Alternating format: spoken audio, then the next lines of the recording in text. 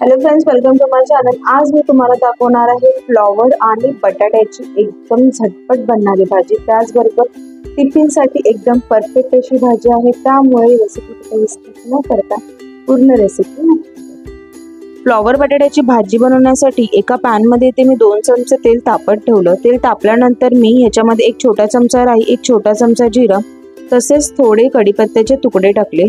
कढीपत्त्याला मी इथे कट करून टाकलेलं आहे।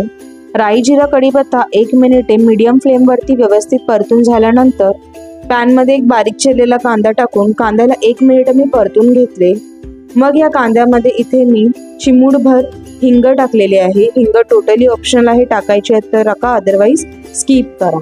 आता कांद्याला ट्रान्सल्युशन होईपर्यंत, थोडा हलका ब्राऊन होईपर्यंत परतवून घेतले।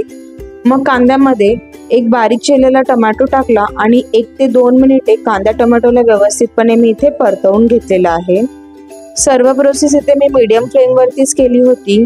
कांदा टोमॅटो मध्ये चवीनुसार मीठ टाकले, पाव चमचा हळद टाकली, त्याचबरोबर 1 चमचा घरचा साठवणीचा मसाला टाकून सर्व मसाल्यांना कांदा टोमॅटो मध्ये 1 ते 2 मिनिट परतून घ्यायचे। मसाला करपू नये त्याच्यासाठी मी ह्याच्यामध्ये 2 चमचे पाणी टाकले। सर्व इंग्रेडियंट्सला मिक्स करून मी पॅन वरती झाकण ठेवले आणि एक वाफ काढून घेतली। 2 मिनिटांनंतर मी पॅन वरचे झाकण काढले आणि सर्व इंग्रेडियंट्स पुन्हा एकदा मिक्स करून घेतले। परतून घेतलेल्या मसाल्यांमध्ये इथे मी क्यूब्स मध्ये कट केलेला बटाटा टाकला। इथे मी मोठ्या आकाराच्या बटाट्याला क्यूब्स मध्ये कट करून टाकलेला आहे। भाजीसाठी बटाटा थोडा बारीकच चिरायचा, म्हणजे व्यवस्थितपणे हा फटाफट शिजला जातो। गॅसची फ्लेम स्लो ठेवून मी पॅन वरती झाकण ठेवले आणि बटाट्याला 50% शिजवून घेतले। 6 मिनिटांनंतर मी गॅसवरचे झाकण काढले आणि बटाट्याला 1 ते 2 मिनिट परतून घेतले। मग त्याच्यामध्ये मी बारीक चिरलेले फ्लॉवर टाकलेले आहे। फ्लॉवर भाजीमध्ये व्यवस्थितपणे मिसळवून घेतले। गॅसची फ्लेम मीडियम करून भाजीला मी 1 ते 2 मिनिटे असेच परतवून घेतले। त्यानंतर गॅसची फ्लेम स्लो केली आणि पॅन वरती झाकण लावले। 5 मिनिटांनंतर मी पॅनवरचे झाकण काढले, पुन्हा भाजीला मिक्स करून घेतले। इथेही माझी भाजी 90% कुक झाली होती। मग मी पॅनवरती पुन्हा झाकण लावले आणि 2-3 मिनिटांनंतर पॅनवरचे झाकण काढले आणि 1 मिनिटे भाजीला असेच परतवून घेतले।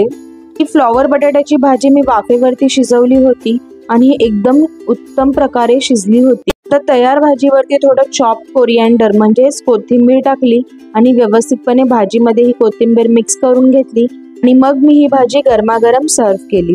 तर ही फ्लॉवर बटाट्याची भाजी तुम्ही चपाती, भाकरी किंवा डाळ भातासोबत खाऊ शकता, तसेच टिफिनलाही घेऊन जाऊ शकता। एकदम झटपट बनणारी भाजी आहे। माझी ही रेसिपी तुम्हाला कशी वाटली ती मला नक्की सांगा आणि जर का तुम्हाला माझी रेसिपी आवडली असेल तर माझ्या चॅनलला लाईक, शेअर आणि सबस्क्राईब करायला विसरू नका। थँक्यू।